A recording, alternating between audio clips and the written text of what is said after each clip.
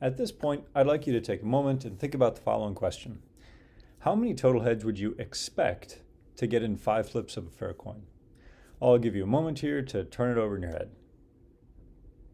Flip it over in your head. I don't know. This is a question that we asked via a live poll, and 2 answers came up. 2 or 3, that was one answer, and 2.5.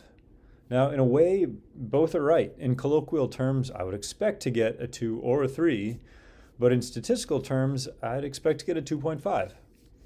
Let's see why by looking into the concept of the expected value. The expected value, or expectation of a random variable x, is the weighted average of the values of the x, where the weights are the probabilities of those values.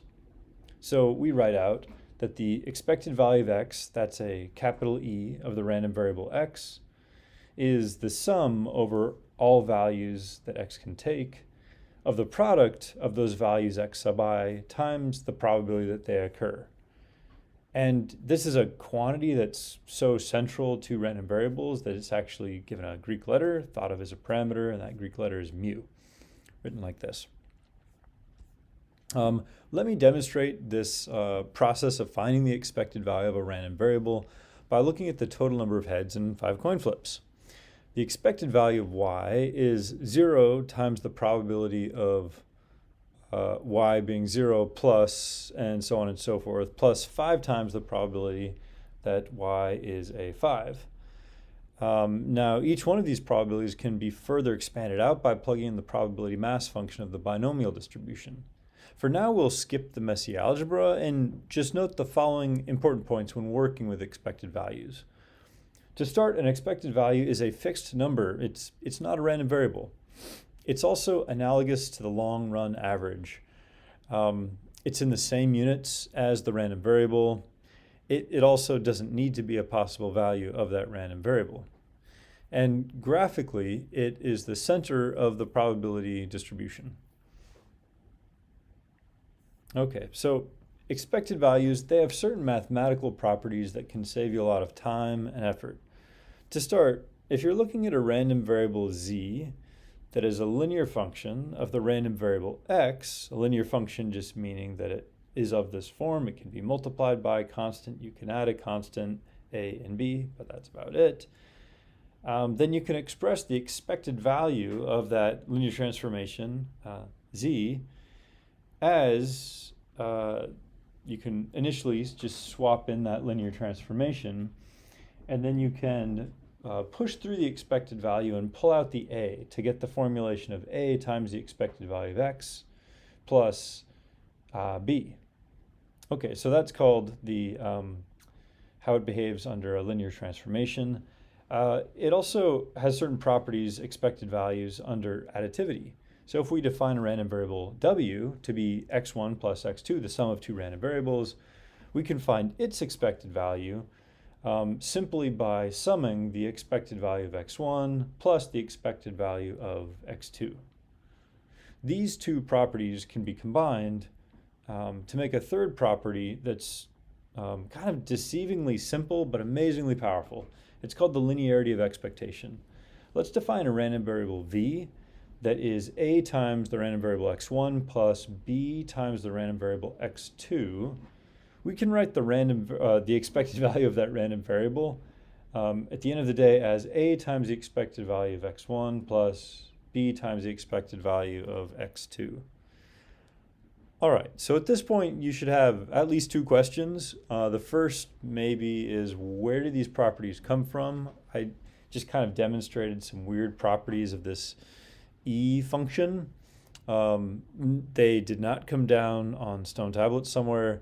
They're really what shakes out when you apply that definition found on the previous slide with these particular random variables and these constants. After a bit of algebraic rigmarole, these pop out. You can test it out in 5 or 10 minutes if you like to give it a try. The second question that you should be asking is, why do I care these properties? Well, you often find yourself in situations where you know the expected value of one random variable but not another. So in this case, like, what if you knew the expected value of x, but you didn't know it of these other things, z, w, and v? Well, then these would really help you. you could calculate it directly without needing to go through lots of painful number crunching. All right, so let me show you what I mean.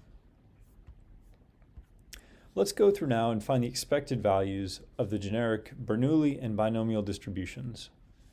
The expected value of any random variable is the sum over all possible values that that random variable can take of the product of x sub I times the probability that that value occurs. In the case of the Bernoulli random variable, we can start with the value 0 times the probability that it takes that value, 1 minus p, and we add to that the second term in the sum, the only other term in the sum, the value 1, and the probability that it takes a 1 is p. So the 0 drops off the first term, and we're left with 1 times p, which is p. So the expected value of the Bernoulli random variable is p. So this is another setting in which the expected value of a random variable need not be one of the two values, right? P is, in this case, between 0 and 1. Are the two values that it can take. If we go ahead and draw the distribution, it's kind of neat what we see. If we indicate p here, the expected value on the x-axis, we can imagine it as the fulcrum of a seesaw at which the two sides here would be perfectly balanced. And if we change the Bernoulli distribution, if we change that parameter p, well, the probability mass will readjust, and the balance point will adjust accordingly to keep things balanced. All right, let's move over to see if we can calculate the expected value of a more complicated random variable, the binomial distribution. Let's let y be the binomial random variable, follow a binomial random variable with parameters n and p. Now, recall that we can write any binomial random variable as the sum of its constituent Bernoulli random variables. So here I'm writing y is x sub 1, the first Bernoulli, plus x sub 2, the second Bernoulli, plus all the way up to the nth Bernoulli x sub n. All right, let's just kind of set that to the side for the moment.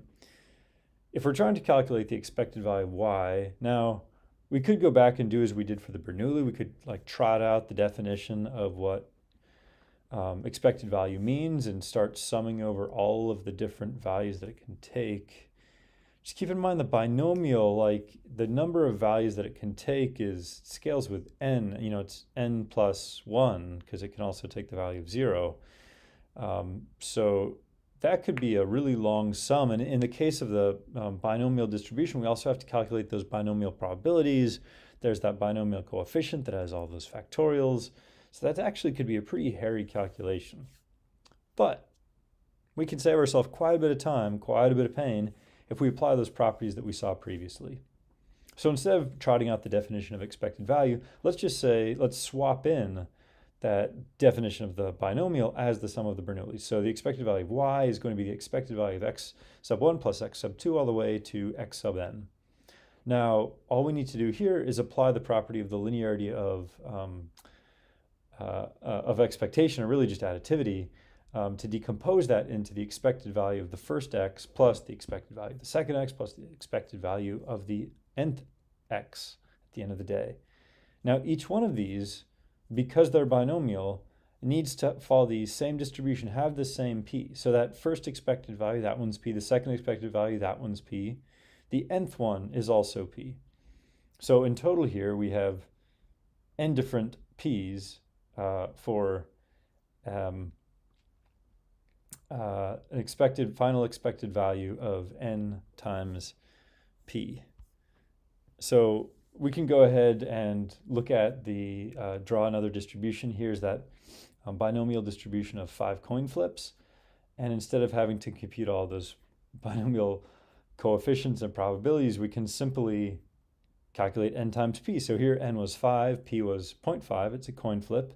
So the expected value should be 2.5, n times p. And sure enough, if we plot that on the graph, it's smack in the middle. It balances our probability distribution. Okay, so at this point, we've gone through quite a bit in terms of random variables. The motivation here is to understand the world, you need to know how your data is generated. That process of data generation is made more precise by using random variables and their distributions. Many random variables reoccur and have been given names, like the atomic random variable, the Bernoulli, and the first molecule, the binomial. Finally, one of the more prominent features of any random variable is its expected value.